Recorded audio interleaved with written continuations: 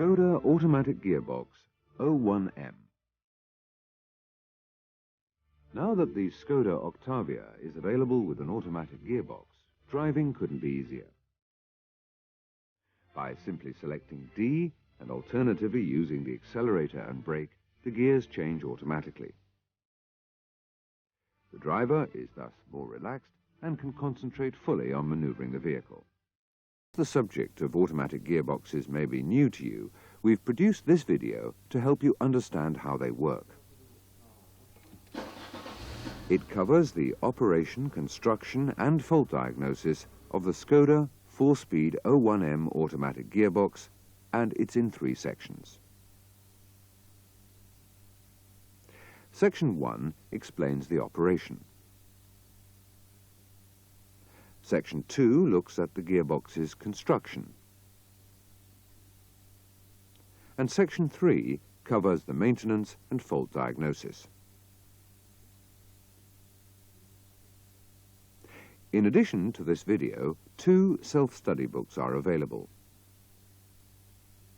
Self-Study 20 explains the fundamentals of automatic gearboxes, whilst 21 deals specifically with the 01M model of the Octavia.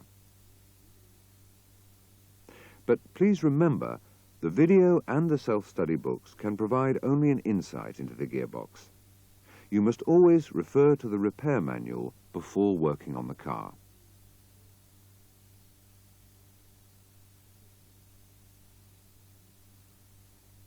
Section 1. Introduction and Use. If automatics are new to you, then you may be wondering why the selector has 7 positions.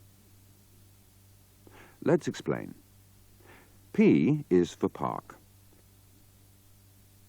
In this position, the gearbox is in neutral and a mechanically operated pawl locks the output shaft to prevent the vehicle from moving. For safety, always put the selector in P before leaving the car, and especially if working on an engine that is running.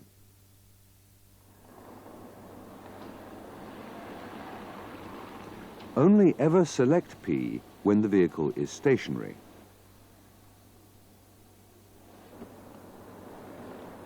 To reduce the risk of the car moving off when first selecting a driving range, the selector incorporates a solenoid-operated plunger. It prevents the lever from being moved from P or N unless the foot brake is applied.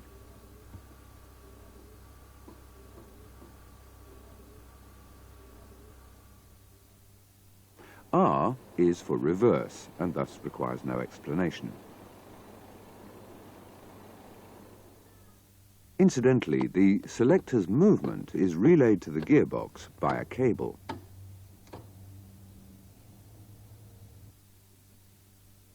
N is for neutral, and in this position there's no output from the transmission, although unlike P, the output shaft is not locked.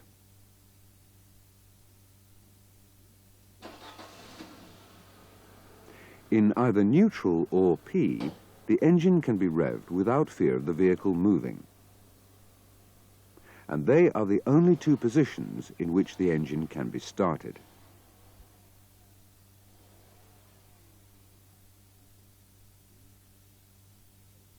N must be selected before you can push the car, and it is also required if towing it, but more about that later. By the way, it's not possible to push start an automatic vehicle. Don't select N whilst driving, as reselecting a driving range while travelling at speed could damage the gearbox.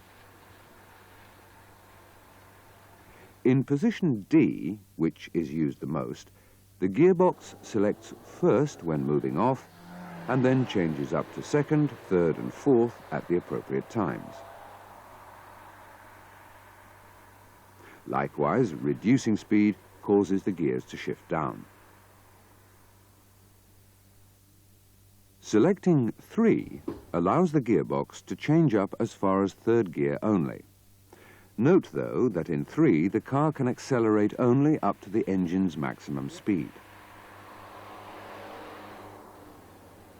Selecting 3 is useful when climbing long, steep hills with plenty of bends, where the gearbox may be frequently shifting up and down between 4th and 3rd gears. Similarly, selecting 2 prevents the gearbox from using 3rd and 4th gears.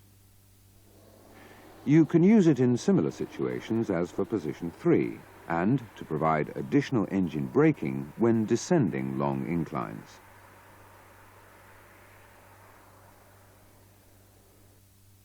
One, as you might expect, selects 1st gear, and this is the only position that gives maximum engine braking. It can be used to reduce brake application during steep descents.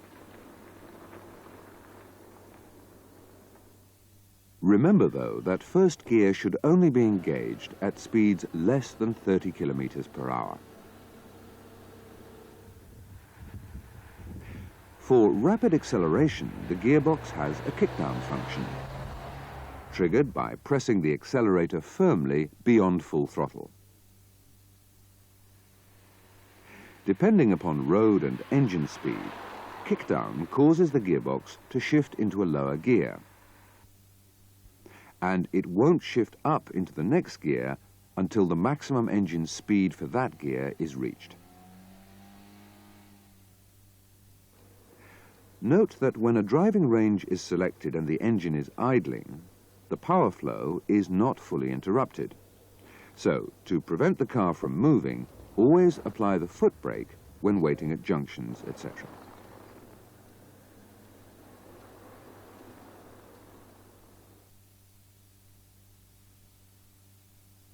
Section 2. Construction and Operation. In contrast to manual gearboxes, the automatic works hydraulically. It uses oil pressure directed by solenoid valves to select the gears. The valves are operated by a control unit which responds to information from various senders. The gear ratios are produced by a planetary gear set,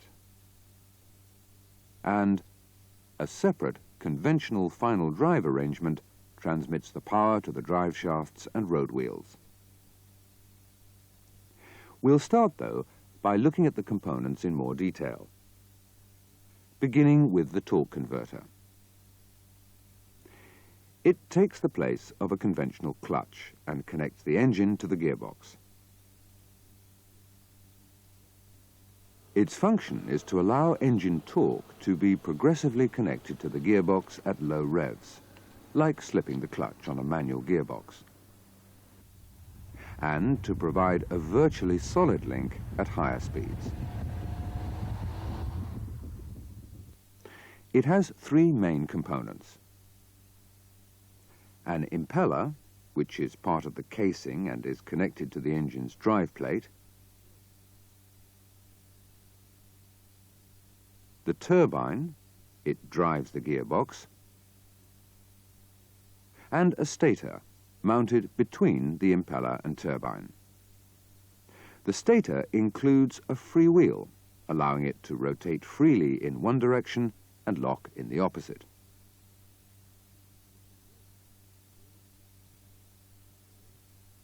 The converter is filled with pressurized hydraulic oil delivered by a pump inside the front of the gearbox. In fact, the pump is actually driven by the torque converter via 2 lugs.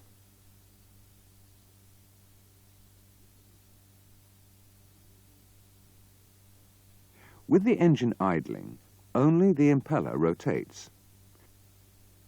The oil effectively allows slip between the impeller and turbine. But as the engine speed increases, the centrifugal force acting on the oil throws it against the turbine's blades, causing the turbine to start rotating. This turns the turbine shaft, and via the gearbox and final drive, the power is transmitted to the road wheels. The stator's function is to increase the torque. It works by directing oil via its specially shaped vanes back from the turbine to the impeller. The shape of the turbine's blades means that the oil leaving the turbine hits the stator's vanes in the opposite direction to engine rotation. This action locks the freewheel and the stator is static. The angle of the stator's vanes redirects the oil so that it re-enters the impeller's vanes in the same direction as engine rotation. This action increases the torque, which is necessary to move the vehicle away from rest.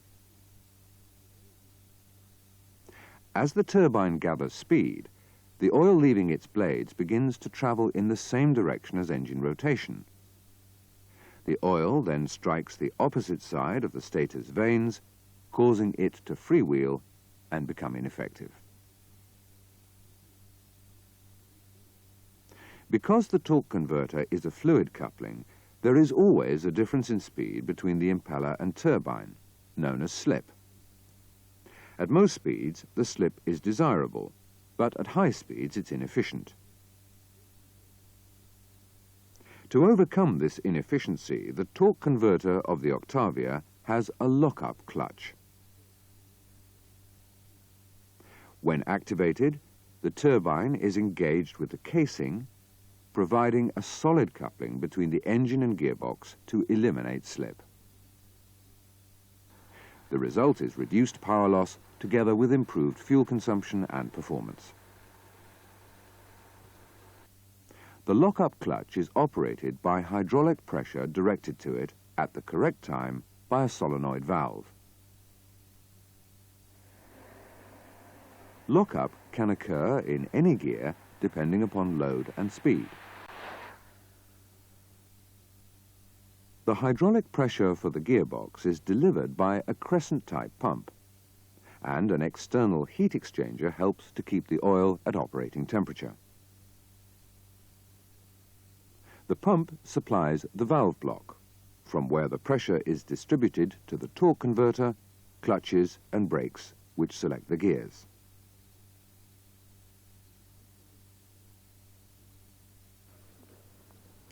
Because there is hydraulic pressure only when the engine is running, never tow a broken-down vehicle for more than 50 kilometers or faster than 50 kilometers per hour.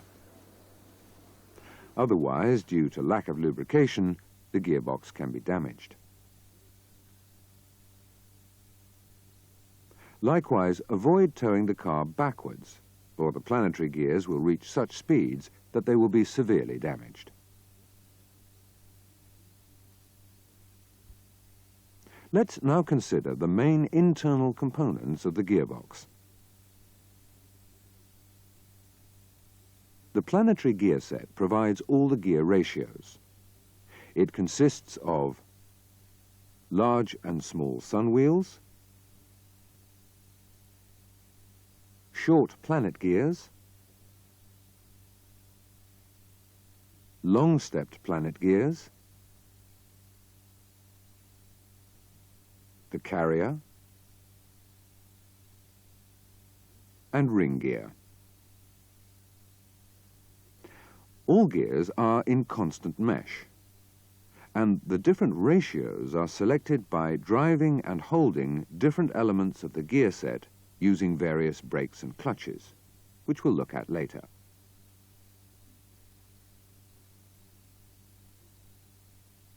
The two sun wheels transmit the main input from the torque converter to the gear set, and the ring gear provides the output to the final drive. This is how the different gears are obtained. For first gear, the small sun is driven clockwise, while at the same time the carrier is prevented from turning by a one-way freewheel brake. The action of the small sun causes the short planet gears to turn counterclockwise and the long-stepped planet gears to turn in the opposite direction.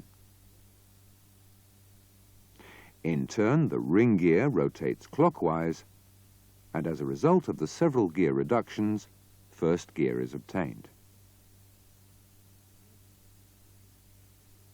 For second gear, the small sun is driven as before, but the large sun is prevented from turning by the brake, known as B2. As a result, the long-stepped planet gears must turn around the large sun. This increases the speed of the ring gear and creates second gear.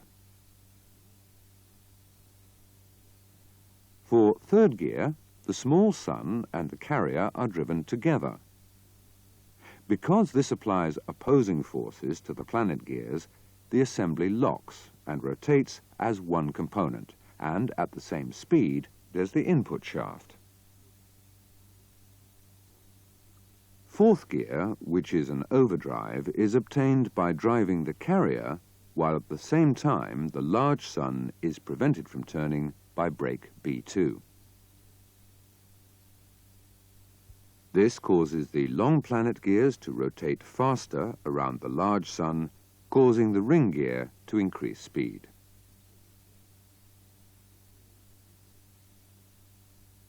For reverse, the carrier is held by brake B1, and the input to the gear set is from the large sun. The large sun turns the long-stepped planet gears counterclockwise, and the ring gear is forced to travel in the same direction, thereby producing reverse.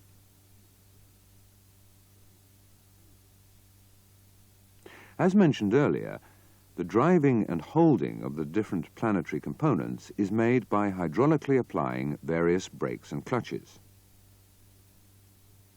These are assigned specific designations which are used throughout the literature. Brake B1, for example, is used for first gear when the selector is in position 1. It prevents the carrier from freewheeling. Brake B1 is also used for selecting reverse.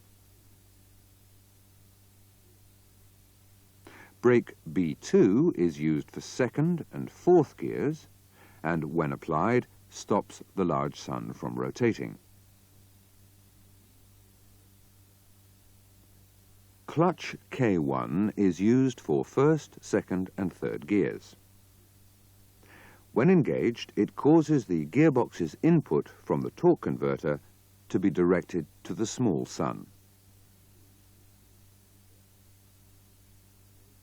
Clutch K2 is to obtain reverse, and when engaged, directs the input to the large sun. Clutch K3, which is hidden inside K1, is engaged for third and fourth gears and directs the input drive to the carrier.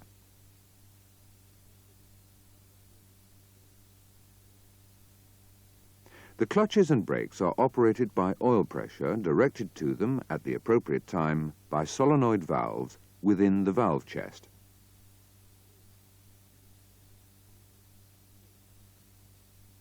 The solenoids are energized by the electronic control unit. Therefore, the gear ratio and the time at which it's selected are determined by the control unit after analyzing input information. The control unit's input signals include throttle angle and how quickly it changes, gearbox speed, vehicle speed, engine speed, gear selector position, kickdown switch, gearbox oil temperature, and brake pedal. Throttle angle information is supplied by a potentiometer operated by the pedal. And the gearbox speed signal comes from a sender close to the planetary gear's sun wheel. A similar sender, recording the planetary set's ring gear speed, provides the vehicle speed information.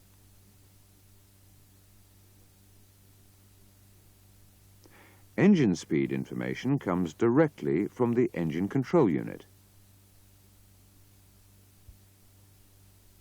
The selector position signal originates from the multifunction switch, which, as its name implies, has several functions. It reports on the selector's position. It works the reverse lights. And it controls the inhibitor circuit to stop the starter from operating unless the lever is in P or N. The signal from the brake pedal switch is used to release the selector lever lock. A throttle cable switch supplies the kickdown information.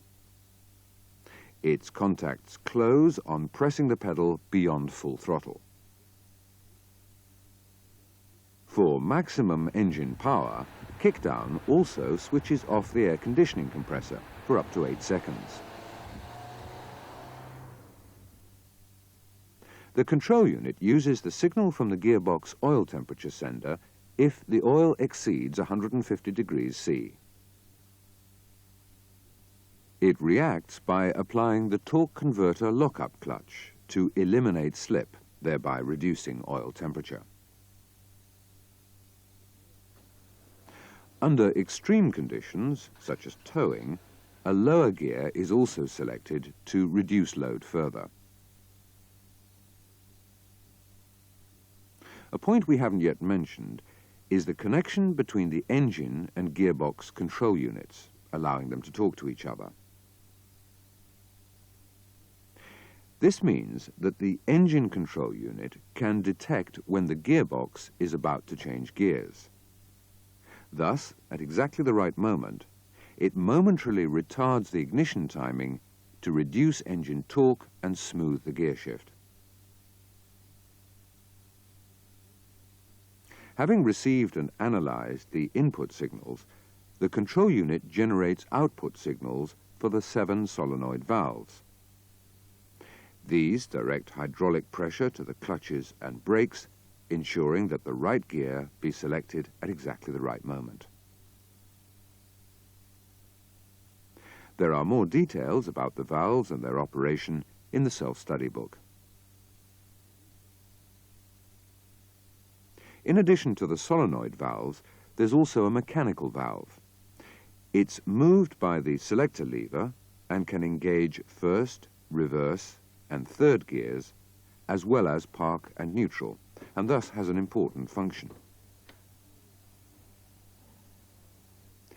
If the control unit detects a serious electronic failure, an emergency running mode is initiated. This switches off the solenoid valves, causing the gearbox to default into third gear, providing the selector is in D, 3, or 2. Thus, the driver can continue home or to the nearest Skoda dealer, but with reduced performance. Furthermore, the mechanical valve allows first gear to be manually selected for climbing steep hills, and reverse is available too. Finally, in this section, we'll explain a little more about how, under normal conditions, the control unit decides on when to shift the gears.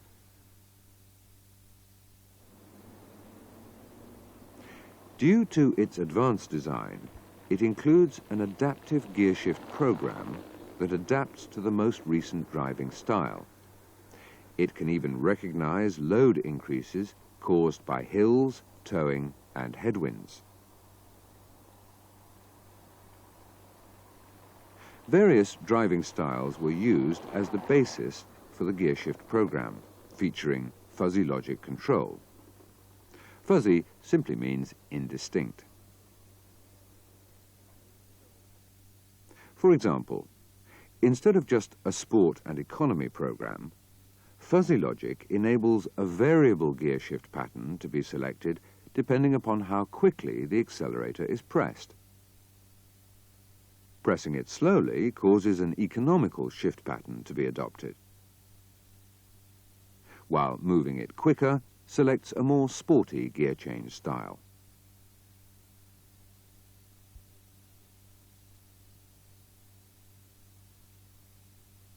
Section 3. Maintenance and fault diagnosis.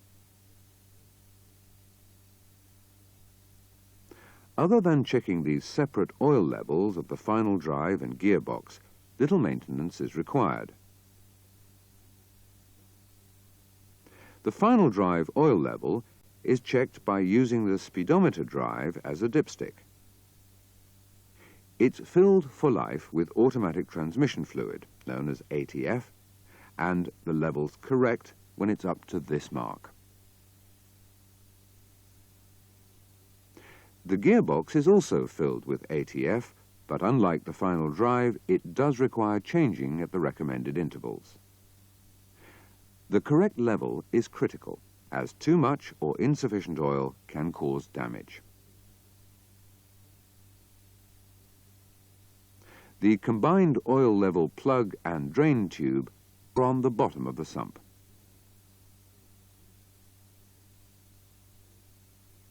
To drain the oil, first unscrew the plug, followed by the tube.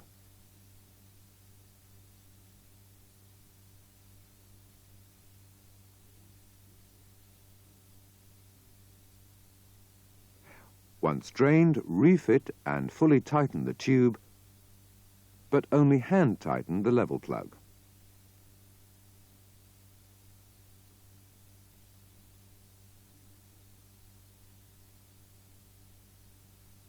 Next, add 3 litres of ATF,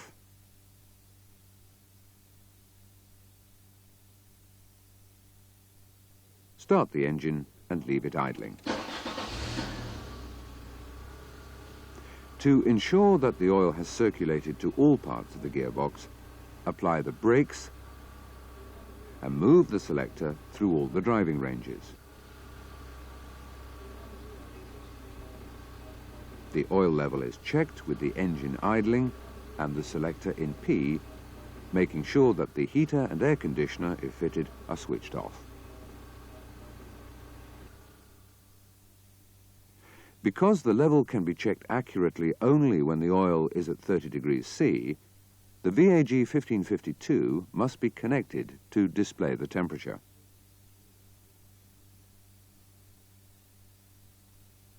Enter the 08 measuring block function, display group 005, to record the temperature. It's indicated in field 1 and should be no more than 30 degrees C. To check the oil level, make sure the selector is in P and remove the plug.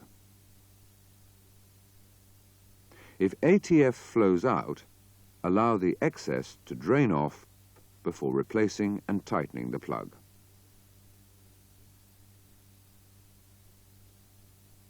If, on the other hand, oil doesn't appear, add oil until it just starts to drip from the tube before refitting and tightening the plug.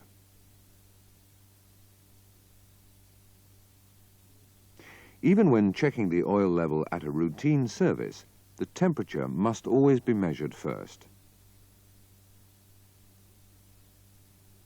In the unlikely event of a problem with the automatic gearbox, you'll need to identify whether the fault is with the gearbox itself or its electrical control circuits. This will require a complete self-diagnosis check, starting with interrogating the fault memory. However, because the engine and gearbox control units communicate with each other, remember to check the fault memories of both control units, not just the gearboxes. Rectify any engine faults first before proceeding further.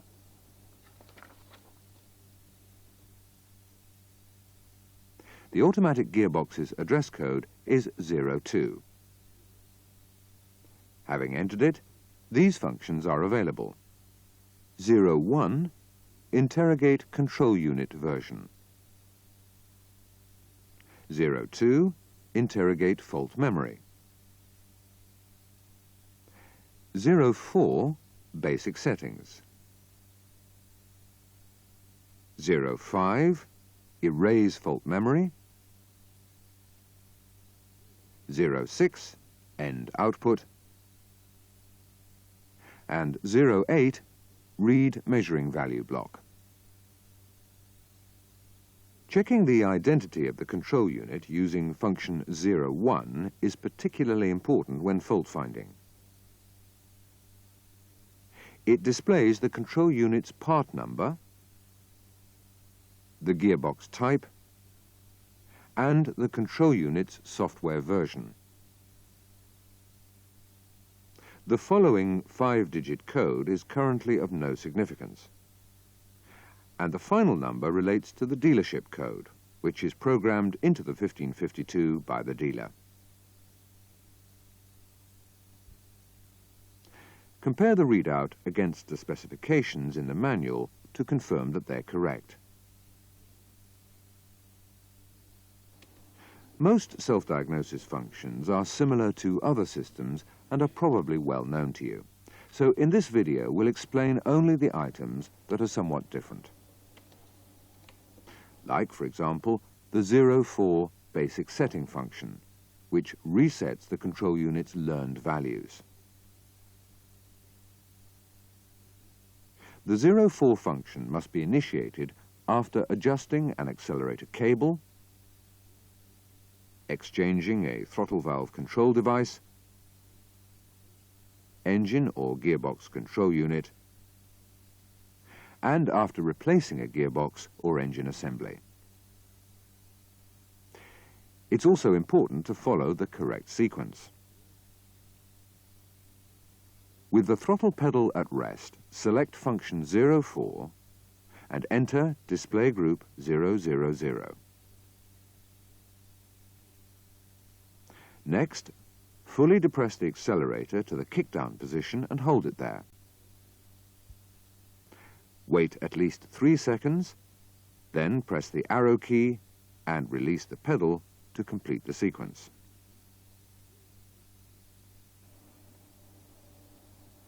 Although the reading of the 08 measuring value block is also very similar to other systems, there are a couple of checks that need a little explanation. The first being display group 001. It calls up 4 fields of data, the first of which displays the selector position.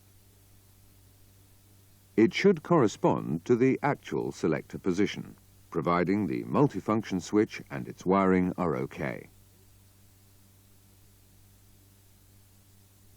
The next field shows the voltage signal of the throttle valve control module. It should increase uniformly as the throttle is opened. Field 3 indicates the percentage of throttle opening, ranging from 0 to 1% at idle, to 99 to 100% at full throttle, which is just before the pedal is pushed to kickdown. The final field displays an 8-digit binary code. Each digit indicates a signal from a particular switch, 0 denoting no signal, and a 1 meaning that there is a signal. The first digit refers to the brake light switch, 1 with the pedal pressed, and 0 when released. This confirms that the switch is working and that the input signal is reaching the control unit. The second and third digits are not currently applicable for the Octavia and can be ignored. The fourth digit monitors the kickdown signal and should really be viewed together with the throttle opening percentage in field 3 to confirm that the throttle cable is adjusted correctly. The remaining 4 digits relate to the gear selector multifunction switch. Each selector position calls up a unique series of digits. For example, in R, 1111 is displayed, whilst in D, it's 1010. Check each position whilst referring to the test table in the manual.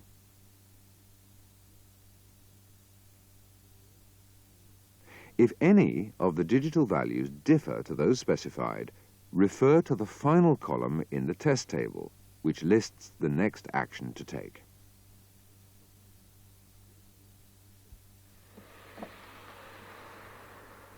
For some tests, the vehicle must be driven. So on those occasions, you'll need two technicians. One to drive the car, while the other watches the 1552. Display group 007, which monitors the gear selection and torque converter operation, is one such example.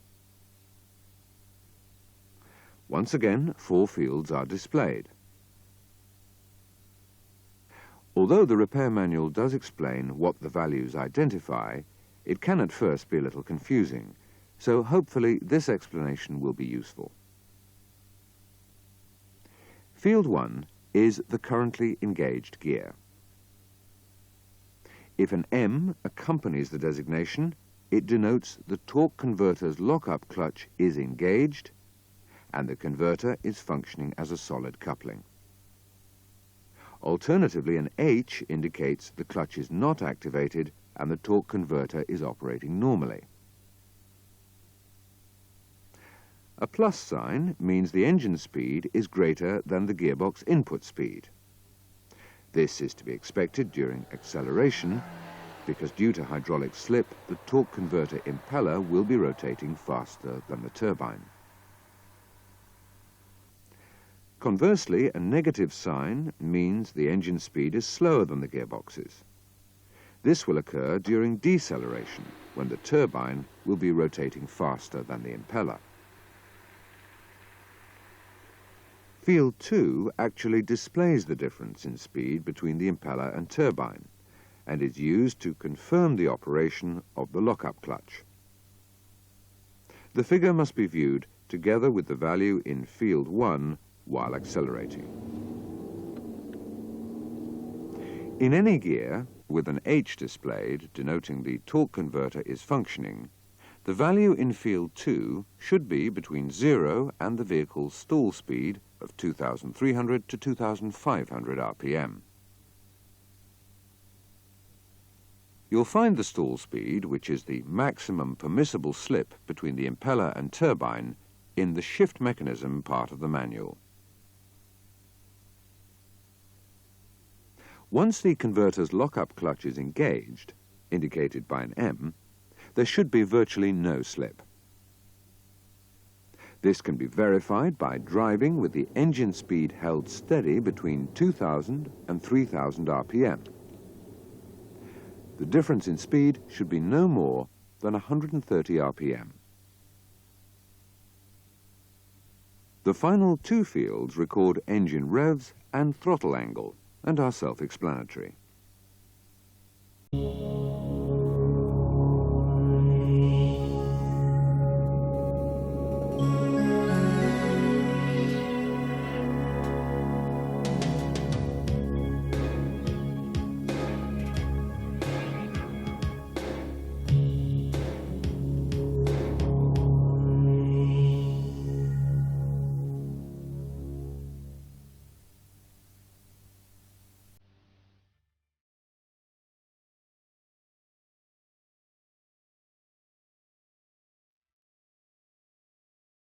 Skoda Automatic Gearbox 01M. Now that the Skoda Octavia is available with an automatic gearbox, driving couldn't be easier. By simply selecting D and alternatively using the accelerator and brake, the gears change automatically. The driver is thus more relaxed and can concentrate fully on maneuvering the vehicle.